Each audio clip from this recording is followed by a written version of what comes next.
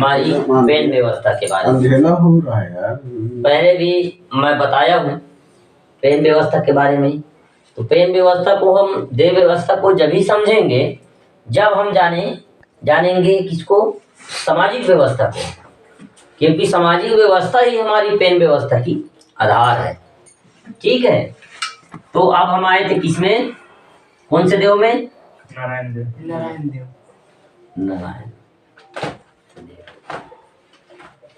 तो नारायण देव कौन है? पहला सवाल, नारायण देव कौन है?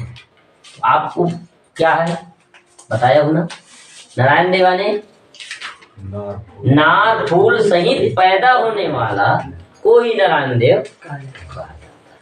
ठीक है, अब ये नारायण देव को अलग अलग भाषा में, अलग अलग गोत्र में अलग अलग के हिसाब मानते हैं। जैसे हमारे 7 सगा है। कितना सगा? 7 सगा। सर्वप्रथम पहली बारी गोपाल लिंगों के समय 12 हुआ।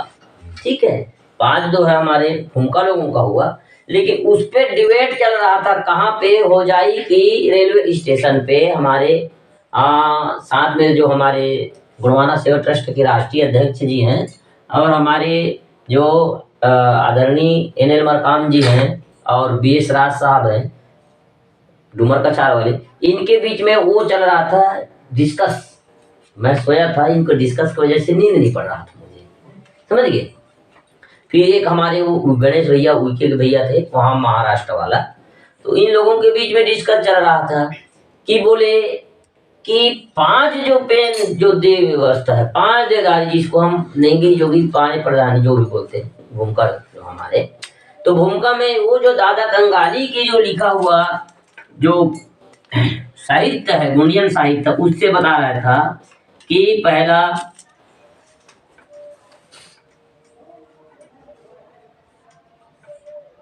नारायण सुर गोंगो,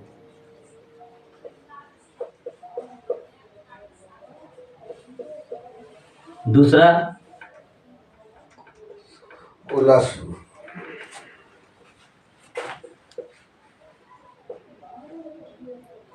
तीसरा नीरज,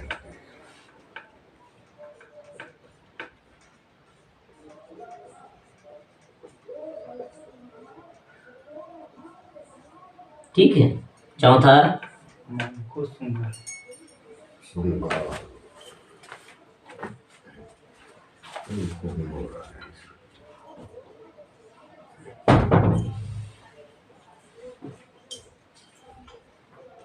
पांचवा हो गया ना। पांचवा त्रिपुरासुर गोंगो। नोट कर रहे हैं कि नहीं?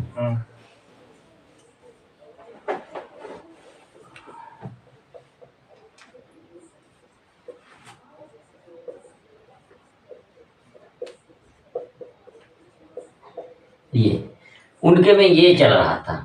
ठीक है, अब हम ये सोचे ये 5 भूमिका है। आज हम जिसको बोलते हैं भूमिका, कौन है हमारा? पठारी बोलते हैं ना। किंतु पठारी को आप भूमिका कहोगे तो पठारी भी हमारे साथ सगा शाखा में आते हैं।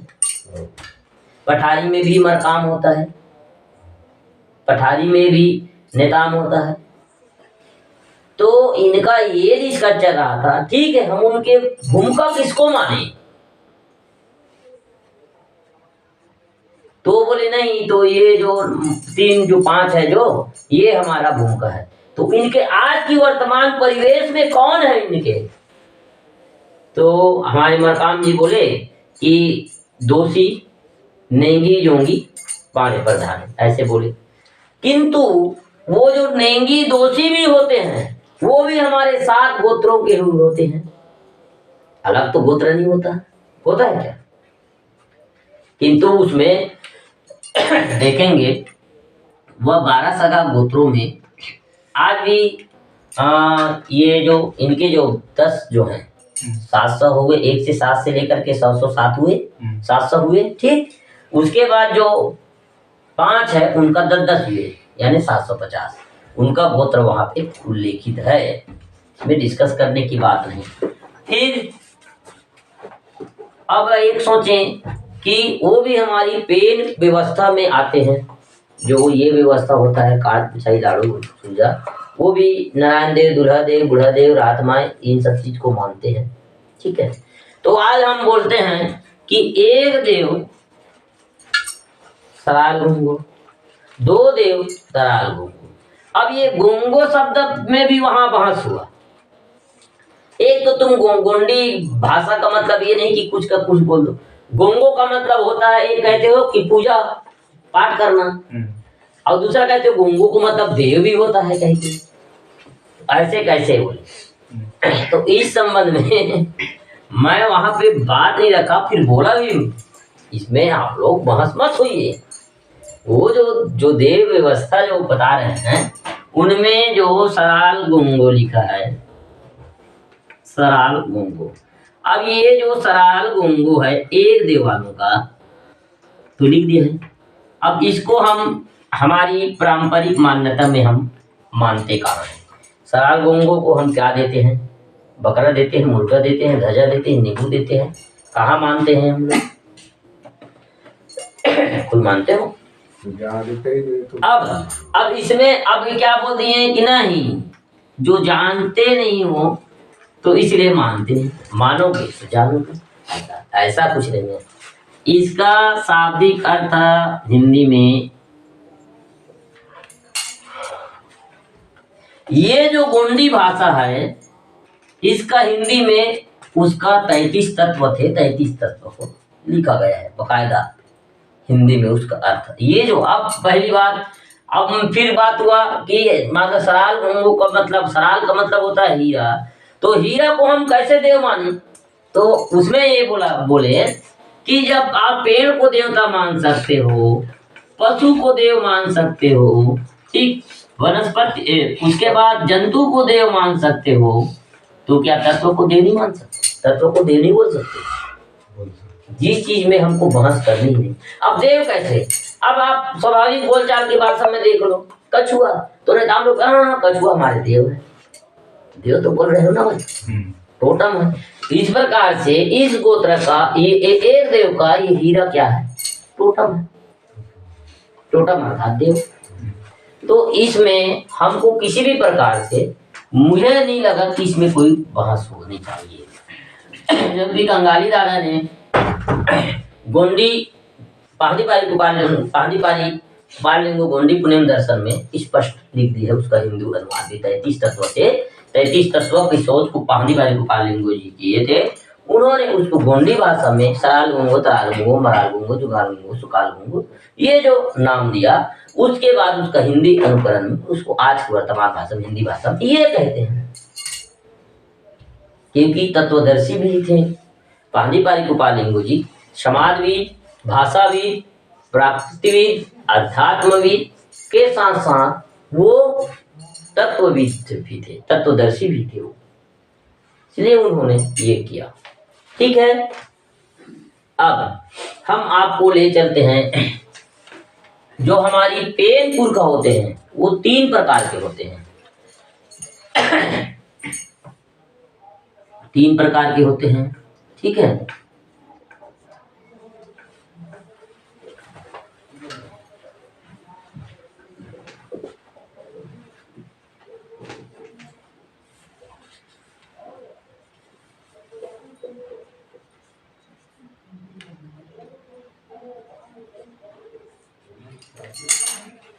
कितने प्रकार के होते हैं? 3 प्रकार के होते हैं, ठीक है। सतोगुण, रजोगुण, तमोगुण, ठीक है। अब इसलिए इन तीनों के स्वभाव के अनुसार बच्चा पैदा होगा तो 3 गुण वाले होगा भाई। हर बच्चे एक, मतलब कोई बच्चा सतोगुण वाला है पैदा होगा, कोई बच्चे तमोगुण वाला, कोई रजोगुण वाला। उनका गुण स्वभाव के आधार पे ये 3 हिसाब में इसको बांटा गया है, ठीक। उसके बाद इन तीनों को 3 प्रकार के ध्वजा दिया गया। क्या दिया गया? 3 प्रकार के ध्वजा दिया गया। पहला सतोगुण, ठीक,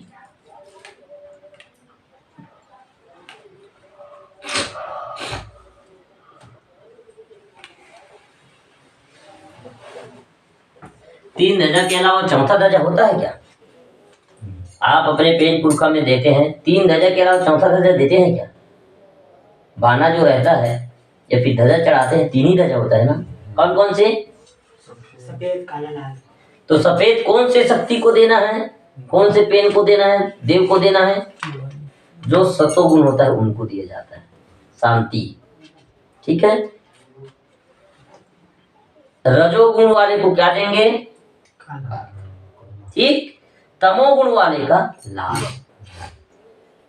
अब इसमें अब ध्वजा में भी वो आपको डिवाइड करना है, ध्वजा में भी आपको जानना है कौन को देव, कौन से देव को कौन से ध्वजा देना चाहिए। अब कहते हैं कि नहीं, काला तो माता का ध्वजा है, नहीं तो सफेद तो पिता का ध्वजा है, तो सफेद माता का ध्वजा नहीं हो सकता।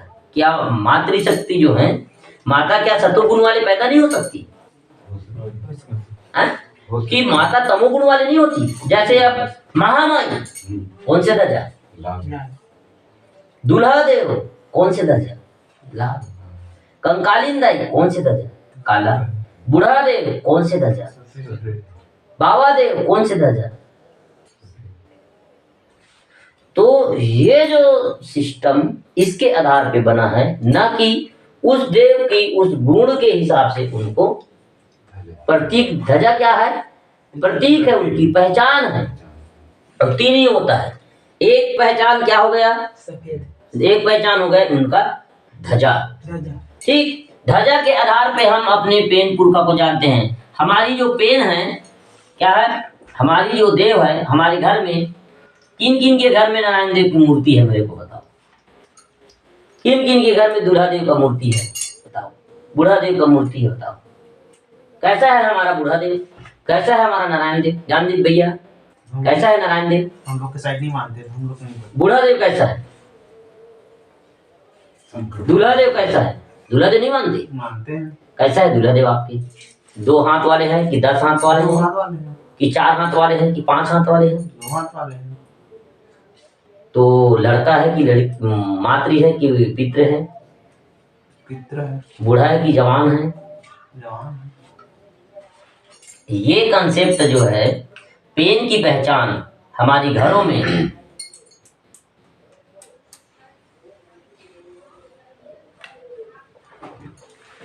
ठीक है।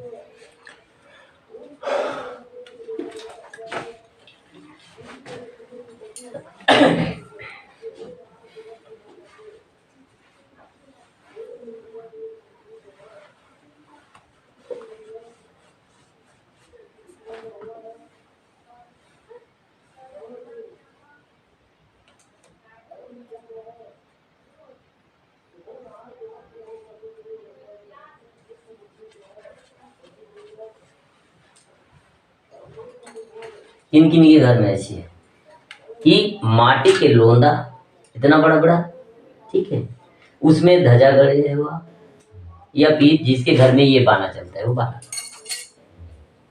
ऐसी है ना कि मूर्ति है किसी के घर में नहीं। दूल्हा देव का? नहीं। ये जो है पूरे हमारे ST SC OBC तीनों के घर में ये मिलेगा, माटी के लोंदा। ना इसमें कोई प्रकार है, ना ही इसमें कोई आकार है, ठीक है। तो इसको हम मानते हैं। अब इसकी पहचान क्या है?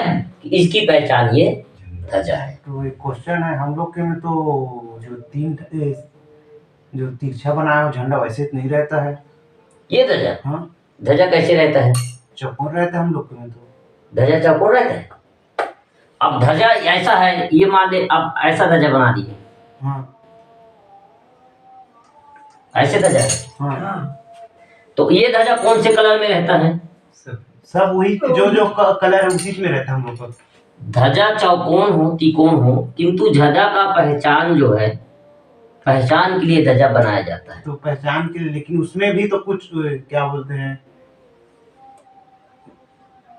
लॉजिक तो रहता है ना। आप इसमें अब मान ले जाए त्रिकोण ध्वजा बना दिए, हाँ चौकोन बना दिए, हाँ।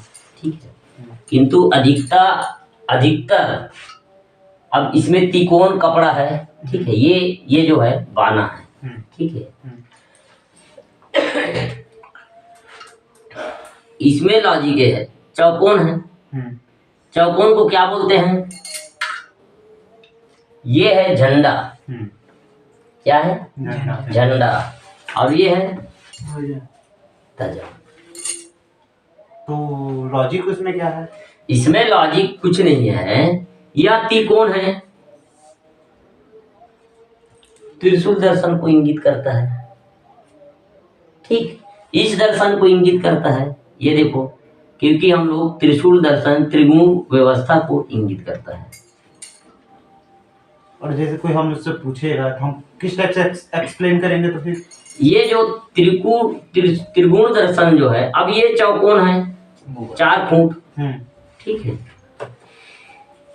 ये नजर 4 फुट व्यवस्था में, जैसे आपको चौक बनाने की व्यवस्था को भी बताया ना। ठीक है, तो त्रिकोण विधि भी है और 4 फुट की विधि है। ठीक, अब इसमें 4 फुट का जो व्यवस्था है, ये 4 फुट का व्यवस्था आंगन तक रहता है। पेन जो होता है हमारा 3 जगह होता है। कितने जगह? 3 जगह। कहाँ कहाँ? पहला आरी। आरी बारी। ठीक, आरी मतलब अंदर, अंदर। बारी, बारी यानी बाहर।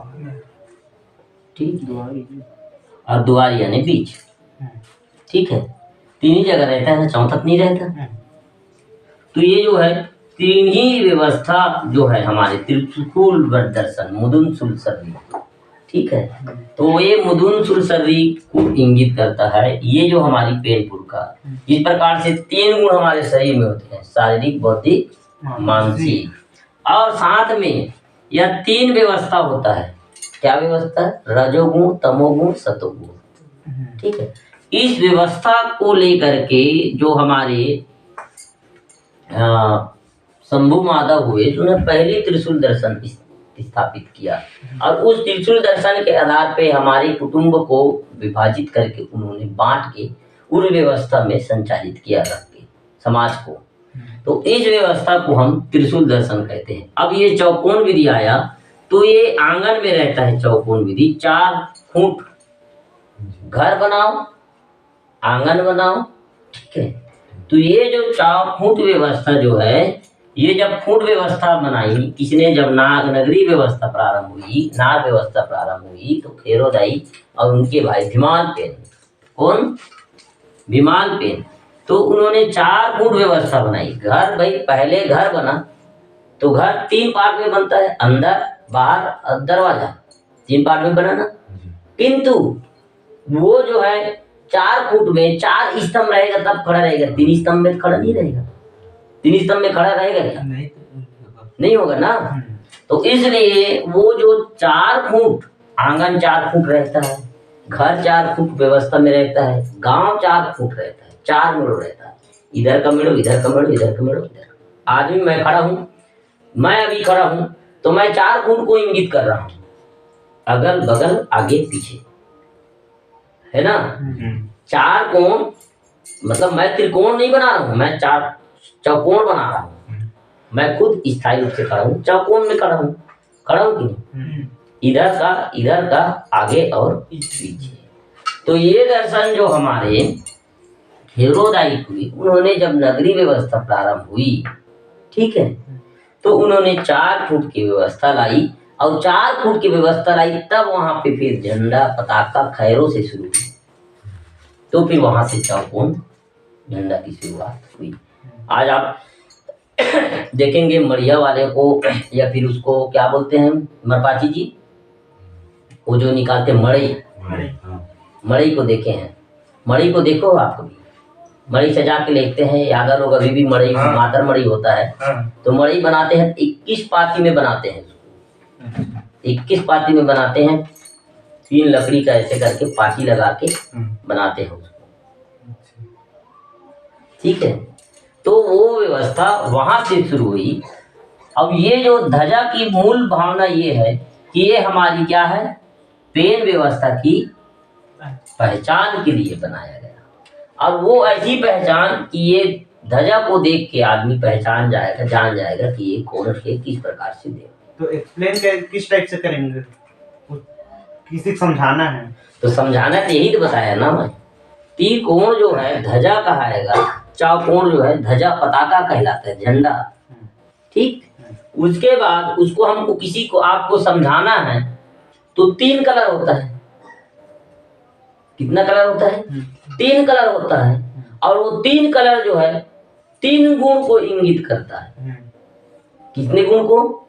3 गुण को इंगित करता है। क्योंकि हम पूरे अभी सब कितने जने यहाँ? 10 जने आदमी हैं।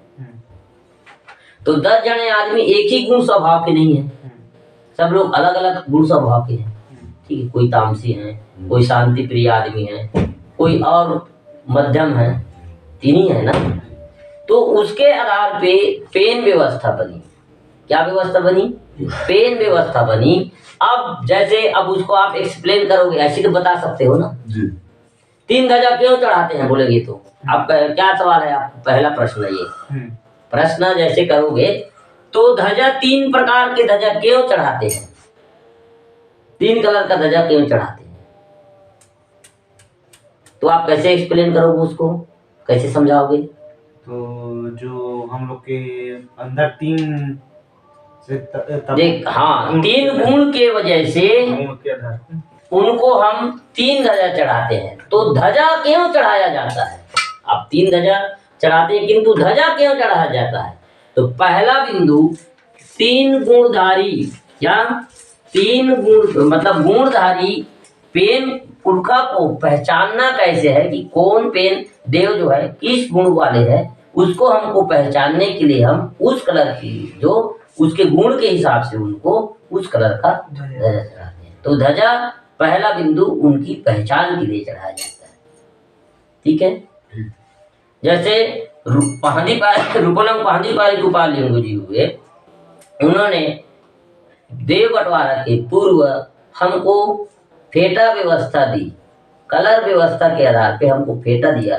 तो रंग रिदम का व्यवस्था प्रकृति में बनी और उस रंग रिदम के अनुसार से व्यक्तियों को पहचाना जा सके, उस व्यवस्था को उन्होंने उस गुणधारी के आधार पे उस रंग रिदम दिया। जैसे आप समझ जाओ मराठी, जैसे सतरंगी झंडा है ये, ठीक है, सतरंगी झंडा के बारे में मैं वीडियो बना के डाला था।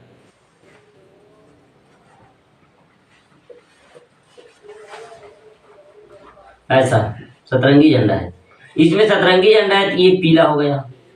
अब पीला मरावी को दिया, ये मरावी का है, 7 देधारी का पीला। अब मरावी को ही पीला क्यों दिया? उसके पीछे कुछ वजह रहा होगा, रीजन है कुछ, तभी तो दिया। अब चेदैया जो है जगत है, उनको हरा गाढ़ा हरा क्यों दिया? तो उनके जो पेन थे, जो देव थे, 33 कोटि जो देव थे, उनकी गुण स्वभाव के आधार पे उनको रंग दिया गया। क्या दिया गया? रंग दिया गया। लाल यानी तमोगुण की पहचान है कि नहीं? सफेद यानी शांति का प्रतीक है। भाई भारत की झंडा में 3 झंडा लगा है, केसरी यानी किसका पहचान है? शौर्य की पहचान। ठीक है, सफेद यानी किसका पहचान है? शांति का। हरा यानी किसका पहचान है? तो ऐसा जो है एक प्रतीक होता है, उस प्रतीक के आधार पे हम इसको पहचान के लिए उपयोग करते हैं, जो आज हमारी परंपरा के आधार पे यह हमारी मान्यता बनी है और उस मान्यता को आज भी हम पालन करते हैं। ठीक है, अब ये तो ध्वजा की बात हुई। अब बाना की प्रकार, क्या बाना बोलते, क्या बोलते हैं आपकी तरफ? बाना। अब बाना जो है इस टाइप का बनता है, ये ऐसा है ना, ऐसे ही बनता है ना बाना।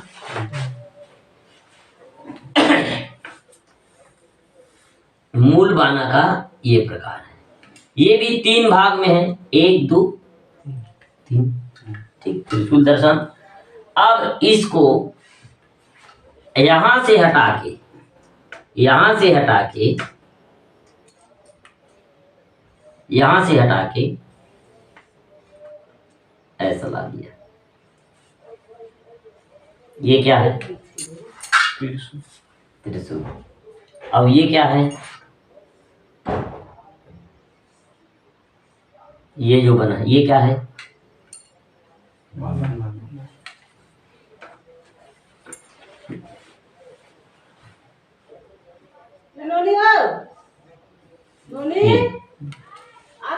अब बताओ, अब कौन सही है? त्रिशूल कौन है? त्रिशूल ए भी है। त्रिशूल, त्रिशूल का मतलब क्या है? त्रिशूल त्रिशूल, त्रि, तीन मार्ग। तो तीन मार्ग क्या है? शारीरिक, बौद्धिक, मानसिक। ये जो है हमारी पेन पुरखा में चढ़ता है, ठीक है। अब ये जो है महादेव शंभू जिसको बोलते हैं, शंकर भगवान, उसका शस्त्र है। ये शस्त्र नहीं है, ये बल्कि शस्त्र है। किसका शस्त्र है? शस्त्र यानी हथियार। ये क्या है? शस्त्र है, ये शस्त्र नहीं है। अब इस बाना में भी अपने अपने हिसाब से अलग अलग टाइप की इसको बनाना शुरू कर दिए। मतलब ये ऐसा बनना शुरू हुआ बाना जो है, जब बना ये ठीक है। अब इसमें यहाँ पे बने चक्र,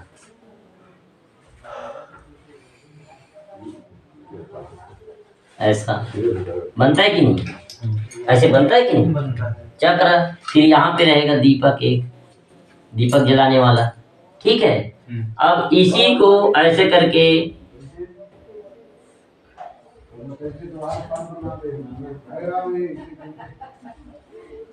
फिर ऐसे ऐसे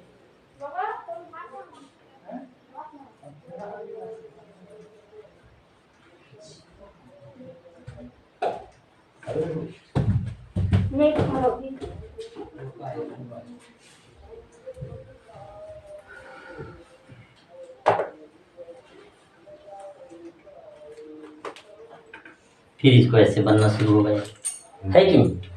बनता है कि नहीं?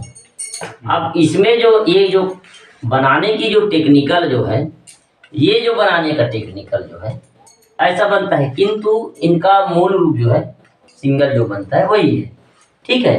अब इसमें दीपक, ये जो मूल जो है जी, आज की जो वर्तमान में जिसको हम सल्ला गांगरा बोलते हैं, क्या बोलते हैं? सल्ला गांगरा।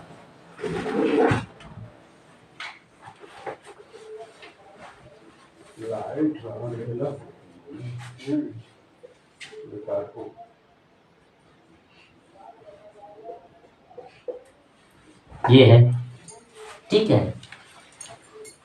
ये है कि नहीं? तीन पार्ट में। तो यही जो हमारा एक मोनो बना, सिंबल बना और पहचान बना, ठीक। तो आज आपको पहले तीन हिसाब से त्रिभुवन, अब नारायण देव यही आए हैं ना, ठीक। और नारायण देव कितने होते हैं? जैसे मरावी का नारायण देव दुर्गे का नहीं हो सकता, नेताम का नारायण देव नेताम का मकाम का नहीं हो सकता है क्या?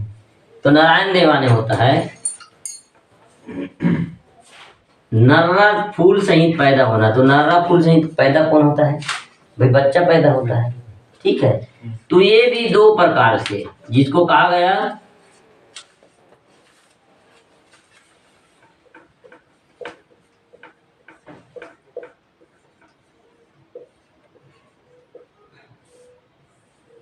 ठीक है।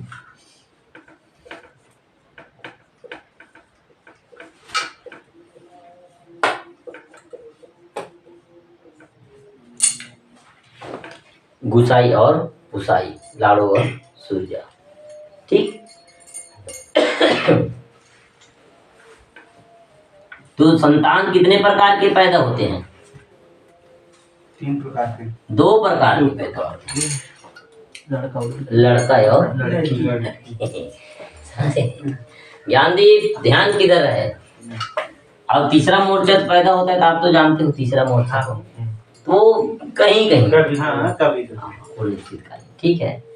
तो ये जो है दो प्रकार से होते हैं, उसी को गुसाई और पुसाई कहा गया है, चांद और सूरज, ठीक है। और उसी का गुंगो हम लोग करते हैं। अब संतान पैदा हुआ, ठीक। सामाजिक व्यवस्था के आधार पे आप उसको छठी करके क्या देंगे? जात गोत नता देंगे, ठीक है। और उसके बाद छठी करके वो बच्चा जो चैनल बना है, बच्चा पैदा हुआ, ये हो गया नारायण देव, ठीक। उसके बाद यहाँ उसको बड़ा होगा, ठीक है, इसको गोद जात नाता सब मिल गया। ये बड़ा होगा, बड़ा होने के बाद अपने बेटा का क्या करोगे? बेटा बेटी का क्या करोगे? विवाह करोगे। तो विवाह करोगे क्या बनेगा? दूल्हा देव, ठीक है। उसके बाद फिर दूल्हा देव क्या होगा भाई? दूल्हा देव जो है इसका क्या होगा?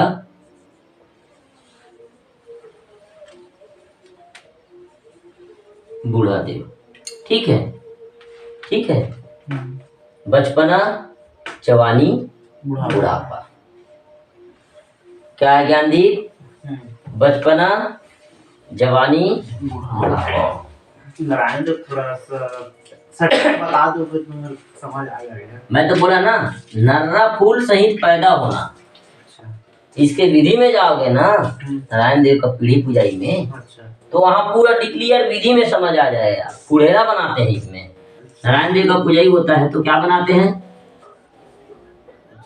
फुलेरा, फुलेरा बनाते हैं, ठीक है। एक को बाहर में देंगे और एक को अंदर में देंगे। और जो फुलेरा बनता है जिस घर में, उसके दरवाजा पे या आंगन पे एक को क्या करते हैं? एक को क्या करते हैं? पहाड़ के मारते हैं नारायण देव, मसल मसल के, ठीक है ना। अब एक को सूर्य उगती समय में, सूर्य के उदय के समय में उसको पूजवन देते हैं ना, तो बाहर में रहते रहे, ठीक है ना। तो इसमें आप समझ जाओगे फुलेरा का मतलब ही यही है। फुलेरा का मतलब यही है, फूल। बिना फूल के बच्चा पैदा नहीं हो सकता, बिना फूल के फल नहीं लग सकता। तो माँ की फूल क्या है? फूल क्या है भाई? मोहारी जो आता है वही तो फूल है, ठीक है ना। तो अब घर के दरवाजा में इसको क्यों पाला जाता है? क्योंकि भाई दरवाजा कहाँ से? दरवाजा से ही बच्चा पैदा होता है ना। तो वो जो पूरा सिस्टम जो है इस विधि में, इसके नारायण देव की विधि में होता है, नार फूल से ही पैदा होता है, ठीक। उसके बाद दूल्हा देव। अब इसमें नारायण देव का क्या होता है? छठी। इसमें एक क्या विधि हो गया? क्या सामाजिक नेम करते हैं? छठी। और नामकरण, उसी को नामकरण या फिर छठी बरही बोल दे। क्या बोलते हैं? छठी बरही। तो 12 दिन में वरुण और 6 संयुक्ति यानी 5 दिन में छठी, ठीक है। अब यहाँ पे ये नहीं हो गया, ठीक। अब यहाँ पे जवान होने पे दूल्हा देव बनेगा। कब बनेगा वो? जब यहाँ पे वो क्या होगा? विवाह का नेम होगा, ठीक है। वो बूढ़ा देव, यहाँ पे अब बूढ़ा देव आ गया, ठीक। बूढ़ा होगा और वो पेनवासी होगा, तो फिर वो बूढ़ा देव में पुंडा मिलेगा। क्या होगा? पेनकरण होगा, ठीक है। तो ये जो एक सर्कल बना ऐसे, पहले बच्चा का वकार तो पहले से वो ज्ञानदीप वहां नहीं था, उसके बता देते हूँ। ये सिस्टम ऐसे हुआ, ठीक है। लेकिन आपको नहीं लगता कि बीच में और कुछ हो सकता है? बीच में कुछ और हो सकता है, आपको नहीं लगता?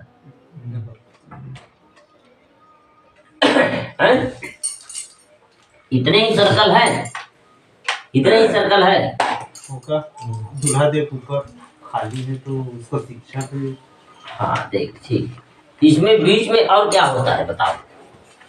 क्या होता है?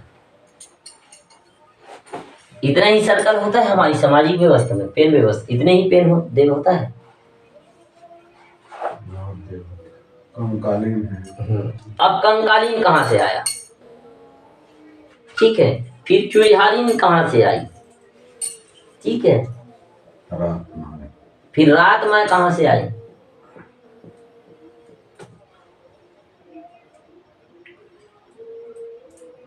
ठकुराइन माता बोले हो, ठकुराइन कहाँ से हाँ आया? वही समझो। मरादेव मरकी माता को आपको बता दिया, नीरा देव को बता दिया, मैं नीरा देव बहरवासा को बता दिया। ठाकुराइन अब जो हमारी पेन पुरखाएं जो बनती है, इस तीनों सर्कल के आधार पे ही बनते हैं।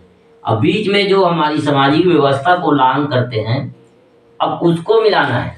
जैसे कोई बच्चा जन्म लिया, ठीक है, उसका छठी भी हुआ, अब सब हुआ, वो सब कुछ मिल गए, लेकिन वो बच्चा के रूप में ही मृत्यु हो जाएगा, उसका बाल अवस्था में मृत्यु हो जाएगा, तो फिर वो कौन देव बनेगा? यहाँ पे एक कठिन कट गया। बाल अवस्था में अगर उस बच्चा का देहांत हो गया तो वो कौन से पेन में मिलेगा?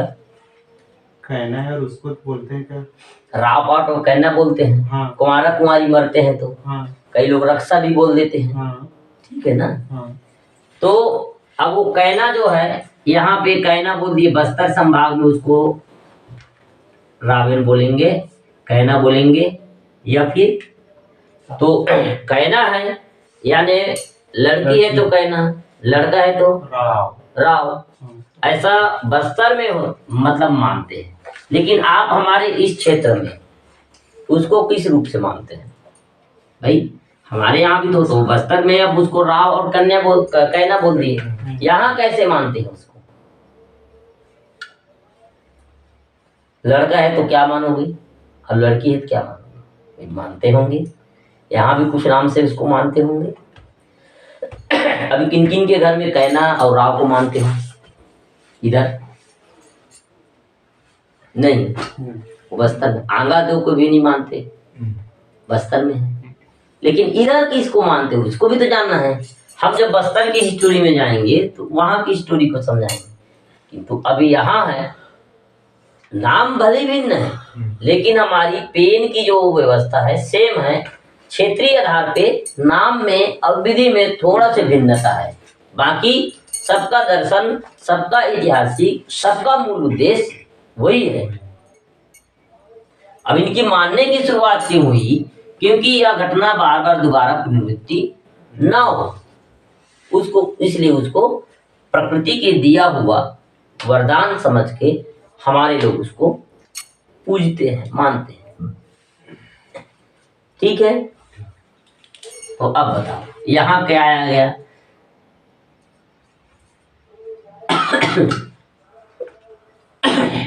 लड़का है तो क्या, फिर लड़की है तो क्या? ये आप लोगों के लिए प्रश्न है। ठीक, उसके बाद इसी में से बच्चे जो हैं, ठीक है, ये दूल्हा दे विवाह की नेंग नहीं हुआ है, ठीक है, जिंदगी भर कुंवारा रहे,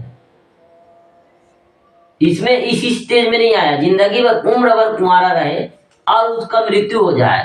भाई आज होते हैं ना, लड़का भी जिंदगी भर कुंवारा रह जाते, लड़की भी जिंदगी भर कुंवारा रह जाती है, ठीक है।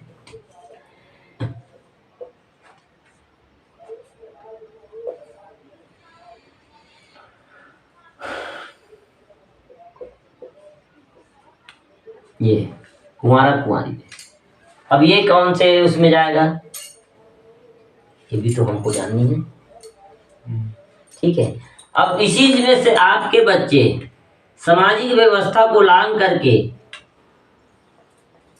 ठीक है, जैसे विवाह होने से पूर्व कलंकित हो गई, क्या हो गई, सामाजिक व्यवस्था को उल्लंघन कर दी, तो फिर वो कौन से शक्ति कहेगी, उसको भी तो मानेंगे ना। जैसे कोई कुंवारी में गर्भवती हो गई, जबकि हमारी सामाजिक व्यवस्था में विवाह के बाद ही गर्भवती होती है, किंतु कई ऐसी घटना होती है कि कुंवारी में गर्भवती हो जाती है और साथ में कोई गैर जाति से शादी कर लेते हैं, और वो गैर जाति से शादी कर ली, कोई बिगड़ गए, बोल लिए बिगड़ गए हैं, सामाजिक व्यवस्था से बिगड़ गए हैं और उसका मृत्यु हो जाए, या फिर वो बिगड़ने वाली व्यवस्था बार बार उस परिवार में पुनरावृत्ति ना हो, इसलिए हमारी समाज ने उससे निजात पाने के लिए फिर एक देव बनाया। ठीक है ना? तो ऐसा इनके बीच में ऐसा चक्र आया, फिर यहाँ पे भी चक्र आएगा, शादीशुदा होकर के ये बुढ़ापे ना जा करके बीच में ही उनका मृत्यु हो गया। लड़का का मृत्यु हुआ, वो कौन से वो का उनसे निजात पाने के लिए क्या बनाएंगे, लड़की का हुआ वो फिर क्या कहा। अब आज दुर्घटना में मृत्यु हो जाता है, कुंवारा कुंवारी मृत्यु हो जाता है, कोई समाज में बिगड़ जाता है सामाजिक व्यवस्था से को उल्लंघन करके। तो इन सब सिस्टम को निजात पाने के लिए ऐसा हमारी मान्यता रही है और उन्होंने पेन व्यवस्था के सामाजिक व्यवस्था के आधार पे पेन व्यवस्था बनाई और जिसको आज हमारे समाज मानते हैं। अब इसको क्यों मानते हैं, इसके पीछे यही अर्थ है कि वो घटना बार बार पुनरावृत्ति ना हो, इस उद्देश्य से हमारे लोग उनको प्रकृति की वरदान समझ के सामाजिक नियम का और दोबारा उल्लंघन ना हो, व्यवस्था कायम रहे, इसलिए उसको पेन के रूप में मान्यता रखी।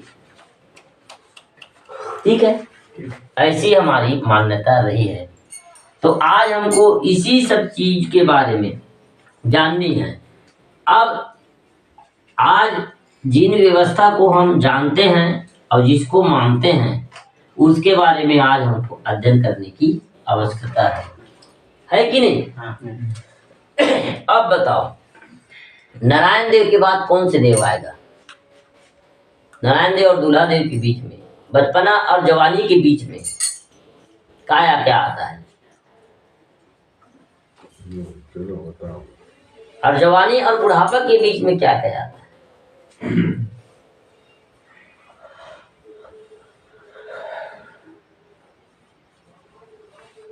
बंसी भैया कैसे क्या क्या आता है? सुस्त हो गए, जानोगी तभी तो मानोगे, और हमको प्रेजेंट करना है तो करना है। अब हम अपने घर में बाई देव मानते हैं। कितने लोग मानते हैं बाई? रात माए, रात में तो सुने होंगे। हाँ, रात माए मानते हैं ना। दूल्ही दाई, फोन तो हाथे का पटरी फोन। दूल्ही दाई, कंकालीन, कंकालीन मानते हैं ना। ठकुराई माता, फिर कई जने चुरिहारी मानते हैं, फिर चुरिहारी मानते हैं। ठीक है, अरे हमारे बहुत ज्यादा है ना फरिया। अभी हम चैनल से आ रहे हैं। ठीक है ना। इधर मरा देव का है, उसी प्रकार से उधर ठकुराइन का है। ठकुराइन कोई बहुत बड़ी बात नहीं। ठकुराइन का मतलब क्या होता है? ठाकुर देव। ठाकुर देव यानी क्या होता है? गांव का मुखिया, जहाँ ठाठ बंधे, समझ गए? तो ठाकुर देव क्या यानी होता है? ठाकुर देव यानी जहाँ संरक्षित करके चार के मुखिया हो, उसको ठाकुर बोलते हैं। क्या बोलते हैं? ठाकुर। तो ये जो ठकुराइन जो होते हैं उसको जमींदारी भी बोलते हैं। क्या बोलते हैं? जमींदारी यानी मुखिया। भूमिहार, भूमिहारिन के बारे में मेरे एक सगा भाई हैं, वो यूट्यूब में बहुत सारे क्वेश्चन कर रहे थे। आप ठकुराइन माता के मिला दिए, मैं तो स्टेप बाय स्टेप बता रहा था। मैं नहीं बोला हूँ, ये वो बीच में बोला स्टार्टिंग अपना। हम लोग सबसे शुरू स्टार्टिंग यहाँ से किए हैं। नारायण देव से स्टार्टिंग नहीं, नारायण देव से स्टार्टिंग नहीं हुआ है। आप 2-3 कंसेप्ट को भूल गए हो गए उधर। तो हम लोग अभी नारायण देव को पढ़ रहे हैं। देखो, जस्ट नीचे हम लोग क्या है, हम पहले अपने घर की व्यवस्था को जानने के लिए, घर की व्यवस्था के बाद गांव की व्यवस्था को जानेंगे। ठीक है, लेकिन गांव की व्यवस्था के पहले एक व्यवस्था और जानेंगे, हमारे कोठा कोठी कोठार की व्यवस्था को भी जानेंगे। ठीक है, ये हमारी घर की व्यवस्था है। किसकी? घर की, यानी कुटुंब की। ठीक है, घर हमारे परिवार की व्यवस्था। अब ये सब में एसटी एससी ओबीसी में सब में लागू है, सब मानते हैं इसको। ठीक है, हालांकि नहीं जानते लेकिन इसको मानते हैं। बच्चा जब जन्म लेता, छठी की यूज नहीं करते हैं। कोई किसी भी आप देखना, कितने भी बुजुर्ग क्यों ना हो, जब छठी का गलचुम्मी का नहीं करते हैं ना, बच्चा का पैर पड़ते हैं सब लोग। कोई बच्चा को पैर नहीं पड़वाते, छोटे से बच्चे को किसी के पैर में नहीं रखता। क्यों? क्योंकि उसको हम नारायण देव के रूप में मानते हैं, वो देव है। बच्चा जो भगवान है, इसलिए उस समय से कहा गया।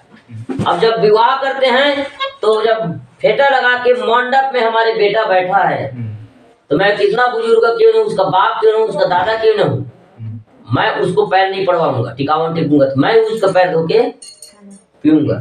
ठीक है, तो हम उसको दूल्हा, अपने बेटा और बहू को क्या मानते हैं? दूल्हा देव और दूल्ही दाई। इसलिए हम उसका आरती उतारते हैं, पैर पांव पखारते हैं और इसलिए उसका हम पैर पड़ते हैं। नेता ये बताओ कि ऐसा व्यवस्था क्या है भाई कि मैं कुछ पैदा किया हूँ, उस बच्चा का मैं आरती उतारूं, पैर पड़ूं? वो तो मेरे उम्र में छोटा है, रिश्ता में भी छोटा है, किंतु उस दिन एक ही दिन ऐसा होता है। अब ऐसा क्यों होता है? क्योंकि आप इतने आदमी बैठे हो, हम भाव को मानने वाले हैं। किसको मानने वाले हैं? भाव। भाव यानी क्या होता है? शक्ति। भाव यानी होता है शक्ति। तो शक्ति अवस्था के आधार पे आता है। किसके आधार पे? अवस्था के आधार। बचपन में हो तो बचकाना गुण रहेगा, जवान हो तो उत्साह, ऊर्जा, वीरता, जवानी का वो गुण रहेगा, बुढ़ा गए तो सत्वगुण हो गए। ठीक है ना? ये 3 गुण ऐसा होता है और उस गुण के हिसाब से शरीर में भाव आता है, ऊर्जा आता है।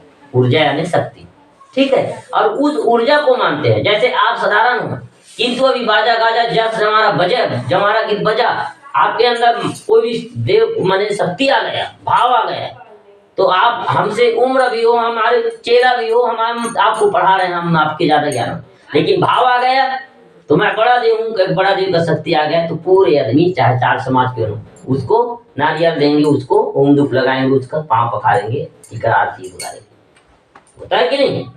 तो हम किसको मानने वाले हैं? भाव को मानने वाले हैं। इसलिए हम इसी उद्देश्य को हम जानते हैं, ऊर्जा को, शक्ति को मानते हैं, बल को मानते हैं, भाव को मानते हैं। ठीक है।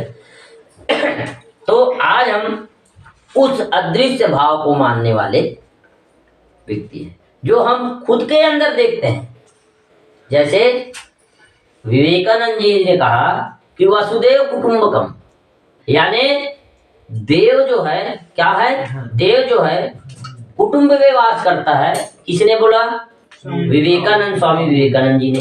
लेकिन हमारे पूर्वज क्या बोले? कुटुंब गंगा। क्या बोले? कुटुंब गंगा, समाज गंगा, नाद गंगा, यानी समाज से बड़ा गंगा कोई, यानी समाज से बड़ा देव कोई नहीं। गंगा यानी होता है देव, तो समाज से बड़ा गंगा कोई नहीं है। उन्होंने कहा कि समाज में क्या है? कुटुंब में, समाज में देव वास करता है कह के, किंतु हमारे लोग ने कहा कि कुटुंब में देव वास नहीं करता, बल्कि कुटुंब ही देव है। भाई कुटुंब में देव वास करना अलग बात है और कुटुंब ही देव है, ये दोनों अलग अलग बात है। ठीक है। कुटुंब के अलावा, समाज के अलावा कोई और देव नहीं है। हमारा देव पहला मैं बताया ना, कुटुंब। नारायण देव यानी घर के नाती, दूल्हा देव यानी घर में बच्चा पैदा हुआ तो जब नामकरण होता है, उनका छट्टी होता है, तो कितने भी उम्र के क्यों ना हो, उस बच्चा का टीका टोला करेंगे, गलचुम्मी करेंगे, पैर पड़ेंगे, आरती उतारेंगे। दूल्हा देव यानी बेटा जब जवान हो गए, उनका विवाह करना है, तो 80 साल का बुजुर्ग क्यों ना हो, अपने नाती पोता का विवाह कर रहा है, तो मंडप में बैठा है, टिकावन करते समय उसका आरती उतारेगा, पैर धोइएगा। तो दूल्हा देव किसमें है? बेटा बहू में है। नारायण देव किसमें है? आपके नाती पोता में। और नाती पोता कौन है? हमारा कुटुंब है। उनका कोई अलग से मूर्ति नहीं है, जबकि वो हमारी सामाजिक व्यवस्था में खुद है। अब इधर ये हो गया कि आप इधर आरती कीजिए, बड़ा देव की आरती, आरती कीजिए, बूढ़ा देव की आरती कह रहे हो, और उधर अपने घर के बूढ़े माँ बाप को गाली दे रहे हो, कहा जानोगे ऐसे वैसा। तो फिर तुम्हारे बूढ़ा देव तो वो तुम्हारे माता पिता है, इधर बूढ़ा देव को कहाँ ढूंढ रहे हो? तो हमारे समाज ने कहा कि हमारे कुटुंब ही हमारा देव है, इसलिए आप दुनियादारी से चक्कर मत करो, कुटुंब को ही मानो, अपने परिवार को मानो। बहू को तो आप सुंदर ढंग से बात नहीं कर रहे हो, बेटा के साथ सुंदर ढंग से बात नहीं कर रहे हो, और उधर जय दूल्हा देव, जय दूल्ही दाई कह रहे हो। क्या मतलब? तुम्हारा दूल्हा दाई, दूल्हा देव तुम्हारा बेटा और बहू है। ठीक है ना? तो इस कॉन्सेप्ट को लेकर के, इस तर्क को लेकर के, इस रीजन को लेकर के हमारी पेन व्यवस्था बनी। सर्वप्रथम मैंने यही बताया कि हमारी पेन व्यवस्था को हम पहले जानना है, तो हमारी सामुदायिक व्यवस्था को, हमारी सामाजिक व्यवस्था को जानना पड़ेगा। और जब तक हम अपनी सामाजिक व्यवस्था को नहीं जानेंगे, तब तक हम अपनी पेन व्यवस्था को नहीं पहचान पाएंगे, नहीं समझ पाएंगे। हाँ, अब उसमें विधियां जो होती हैं, विधियां का भी अलग अलग एक दर्शन रही है, उनका एक लॉजिक रही है, तर्क रही है, उनका इतिहास रही है। ठीक, अभी नारायण देव में है, फिर अभी भोजन का समय हो गया है, तो आप सभी से निवेदन है कि भोजन करें, आदेश आ गया है। उसके बाद हम नारायण देव से फिर शुरू करेंगे। आपको बोल दिया ना बीच में कितना कटता है, वो कटता है उसको कौन कौन देव के रूप में मानते हैं अपने अपने घर में, उसको भी बताएंगे। बस्तर में तो आप बता दिए राव और कन्या, ठीक है। उसके बाद हमारे इधर कौन से नाम से मानते हैं इसको, ये हम सब तो बताने का प्रयास करेंगे। फिलहाल आप सभी को सेवा जोहार। सजोर पेंता लाल पेंता बड़ा पेंता हाथ पेन दादा हीरा सिंह मरकामना, हाथ पेन दादा मोतीराज कंगाली ना, हाथ पेन तुनेर सिंह तराम दादा ना। सजोर पेंता। जय शिवा, जय प्रपेन, जय गुरुवार।